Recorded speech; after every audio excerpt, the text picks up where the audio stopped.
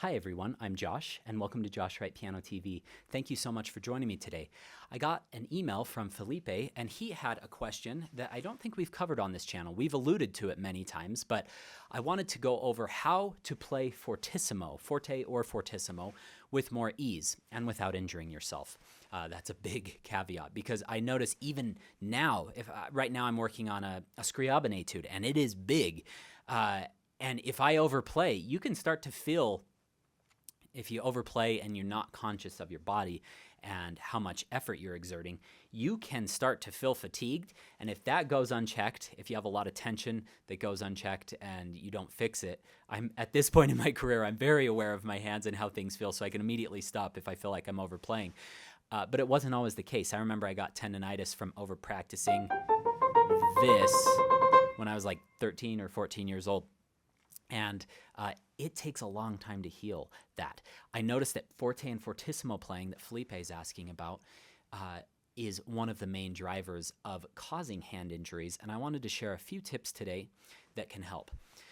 He says, I practice on a digital piano at home. At my lessons, I play on an acoustic piano. At the lesson, I was literally putting every ounce of strength to try to play a loud chord, and it sounded mezzo forte. Then my teacher did it, and it was fortissimo effortlessly. Thank you. So I have a few thoughts on this. First of all, force is a word that I want you to get out of your mind. Not that it's not the truth. Yes, you are using pressure and force and speed to play a note, but I want you to think of weight transfer. We'll just use the three first Tchaikovsky chords,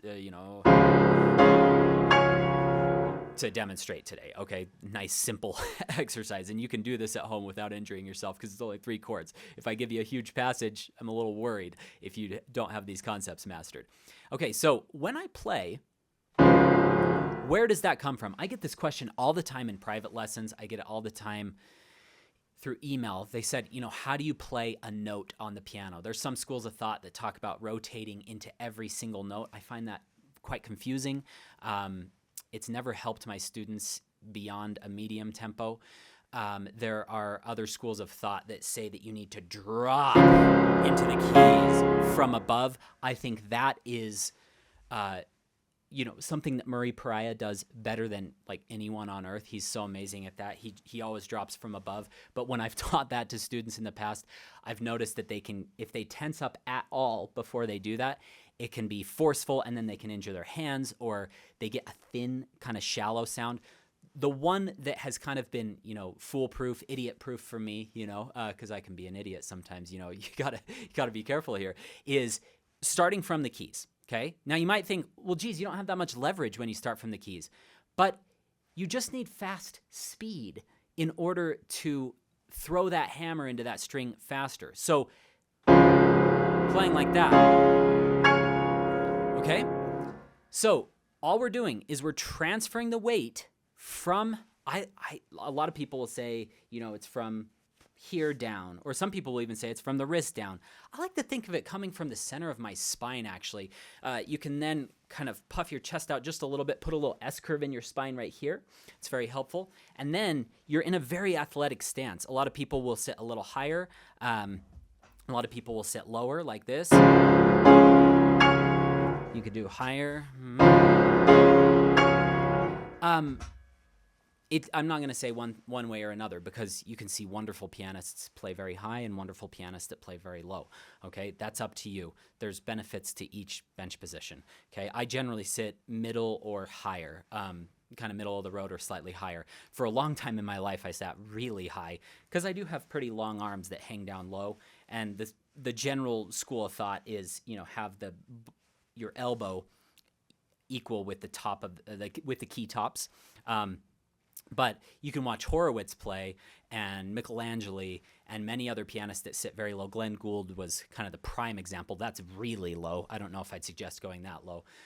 But you can use different means to produce sound that way. And I'll share a couple of tips, actually from one of my bodybuilding friends, that just a little analogy he gave me. He likes a real low bench, and I'll share his little leverage trick at the end of this video if you are sitting low.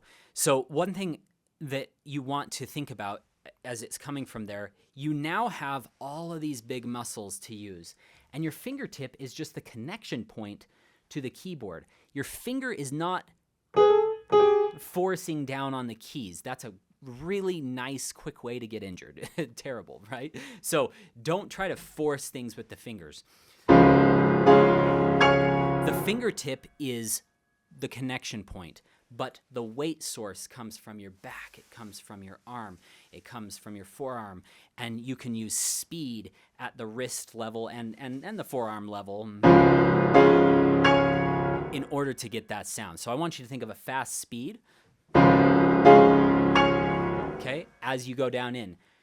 This is the leverage trick that my friend, the analogy, not a trick, it's an analogy. I said, how do you get any leverage if you're sitting quite low?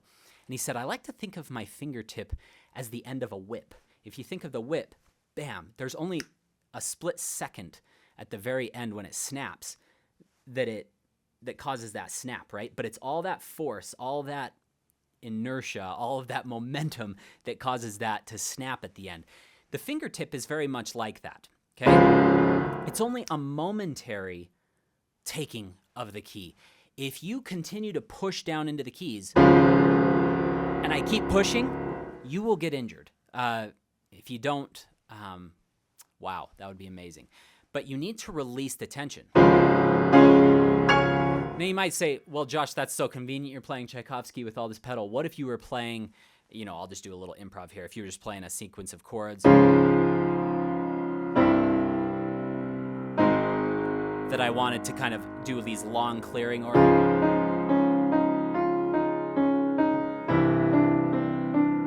mostly dry like that. How do I play a loud chord and hold it without over pressing? Again, that analogy of the whip was quite nice, I thought, because there's only a moment of contact, and then no matter how hard you press or how little you press, it's not going to do anything new to the key. The piano is a percussive instrument. So this ties back to one of my old videos called the press release exercise. I'll actually just review that here in a second because I think it's very helpful. I use that to help students get quicker at scales, but it actually works beautifully here. Okay, so Felipe, we've gone over transferring from the spine all the way down through the arms. Fingertip is just a momentary point of contact. We're going to use faster speed to do a forte versus, and then if I wanted to use soft pedal, I can even pull back to slow that speed of the key down, which then throws the hammer slower. So when I pull back, you'll see a lot of people pull back when they want a really soft sound. The reason they're pulling back is that gives them, first of all, it gives you a little more surface area on the keys to feel like you can control it a little better, but it slows down the attack of the key. Because instead of just going down, I don't know how, I think the key dip is 400/1000ths of an inch, okay, or something like that, depending on the piano. That 400/1000ths, rather than just going straight down, you're kind of spreading it out over a horizontal plane, a diagonal plane coming down. So you have a little bit more control over that speed. Kind of a cool analogy to think of, pulling back diagonally, so you're kind of on like this sloped plane rather than just poking straight down into the key. The press release exercise can help you. Let's go over that. When I see students locking up with scales, but you can also do it with chords as well, and to play Fortissimo, I will give them this exercise. I'll say press, keep pressing, do the bad pressing that I just said, and then release. But don't release the key, just release the tension. Press, release, press, release, press, release, press, release, press, release, press, release, press, release. Okay, what that's doing is that is getting them in tune with the bad tension and then the release of the tension quickly when they say release. And I make them say that out loud. Then I'll have them go a little faster. Press, release, press, release, press, release, press, release, press, release, press, release, press, release, press, release. Then even faster. Press release, press release, press release, press release. And as they start doing this, they're feeling, oh, it's just that momentary point of contact, the end of that whip that I was just talking about. Oh, by the way, if you want to check it out, Ricky Reinhardt, he's the powerlifting national champion. He won some huge competitions, but he was on this channel not long ago about how to safely work out. So you can type in Josh Wright, Ricky Reinhardt, working out, and that'll give you a bunch of tips about how to safely work out as a musician. Just thought I'd plug his video for him. Now, after I have them say press release, press release, press release really quickly, now I want them to just be thinking of the release alone. Release, release, release, release, release, release, release, release. And then they realize, oh my gosh, it's like the hand just falls into the key, but it's releasing almost before it actually takes the note. It's not, but it's so close that it feels like it is. And that's how you start to get really fast, quick scales. And you can do that same thing with the Tchaikovsky, whether you were playing at legato, which I don't think you should do. I'm saying if you were using another example where it required you to be very legato, I can still release that tension. This is another little tip. You can shake the keys like vibrato. That helps you to connect into the muscles of the hand and the arm and the wrist and all of this anatomy, and helps you feel the release of tension. I also give that to students with scales. I call that Free Hands Part 2. That's a video I posted many, many years ago. Terrible camera quality, so brace yourselves. Or we can do this, actually releasing. But again, it's just that momentary connection with the keys, and it's the speed with which you take the keys, and it's the efficiency of the way you transfer that whole body into the keys. This is why it's harder to teach a young child this. I have a daughter who's 5.